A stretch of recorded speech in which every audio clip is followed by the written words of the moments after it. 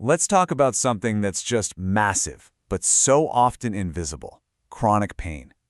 It affects millions and millions of people, completely shaping their lives in ways that, frankly, many of us just can't imagine. But what if a potential answer, a real solution, came from a place almost nobody was looking? Well, let's dive in. To really get the scale of this, just look at this number: 20%. That's not a small figure. That means 1 out of every 5 adults worldwide is living with chronic pain. This isn't just a niche health problem. It's a global crisis that is screaming out for new and much better solutions. And that's because our current toolbox for fighting pain is, well, it's pretty limited. On one hand, you've got opioids. Sure, they're powerful, but they bring this terrible risk of dependency and addiction, fueling a whole other crisis. On the other hand, we have NSAIDs. They're good for inflammation, but their effectiveness for long-term pain is pretty spotty. The takeaway here is pretty stark. We are running out of good options. So with the problem so clear and the old tools just not cutting it, scientists started looking in a really unexpected place. They started re-examining substances that have been around for centuries, but were basically pushed to the fringes of mainstream research for decades. Yeah, we're talking about classic psychedelics, things like psilocybin, from magic mushrooms, and LSD. But let's be clear, researchers aren't interested in their old counterculture reputation. No, they are laser-focused on their therapeutic potential. This is really a second wave of psychedelic research, taking these compounds out of a purely cultural context and putting them firmly under the microscope in the clinic. So the big question is, how could this possibly work, right? How can a substance that changes your perception actually relieve physical pain?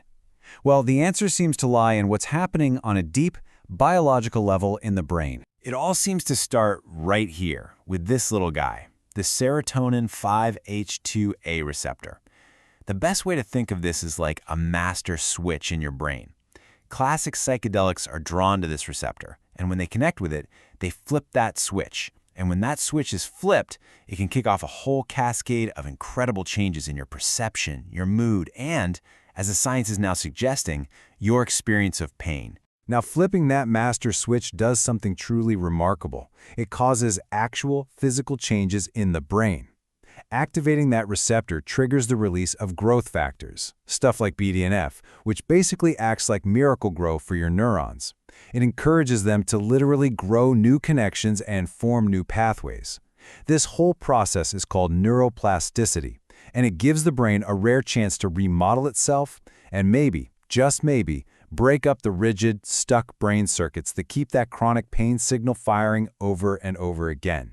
And this gets to a really deep truth about pain. It's not just a physical thing.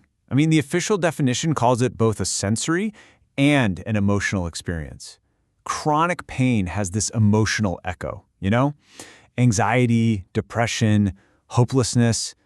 And as this quote really nicely puts it, by shaking up those stuck brain networks, psychedelics might be able to treat not just the physical signal, but also the psychological suffering that really makes pain so awful.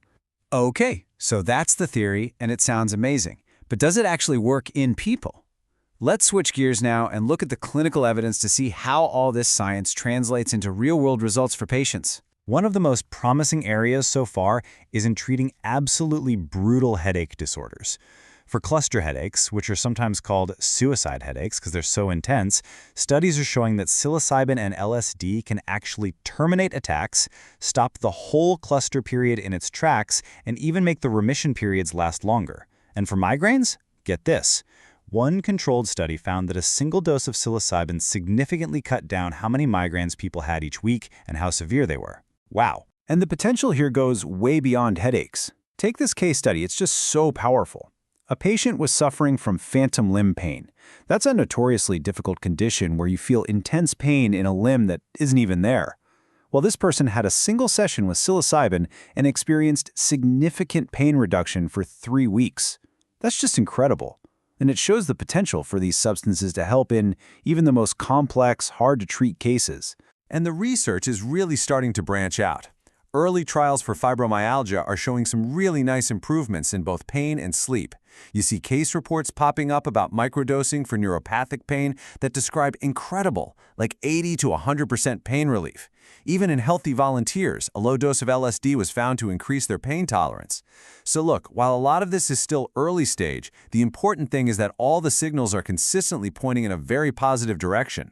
Okay, so this all paints a very, very exciting picture. But what needs to happen to turn this early promise into a treatment that's widely available, safe, and effective for the millions of people who so desperately need it? What's the road ahead look like? Of course, for this to become actual medicine, the science has to be absolutely rock solid, and that comes with some real challenges. I mean, how do you run a blind trial when the drug has effects that are, well, pretty obvious?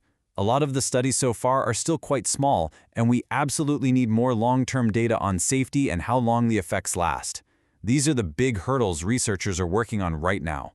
But here's maybe the most revolutionary idea of all, the next frontier. What if you could separate the therapeutic benefits from the psychedelic experience itself? Researchers are working hard on this, developing what are called non-hallucinogenic analogs. These are compounds that still flip that master switch, still promote that neuroplasticity, and provide pain relief, but they do it without the intense, hours-long psychoactive trip. I mean, this would be an absolute game changer for clinical use. All of this research really points to a whole new way of thinking about pain.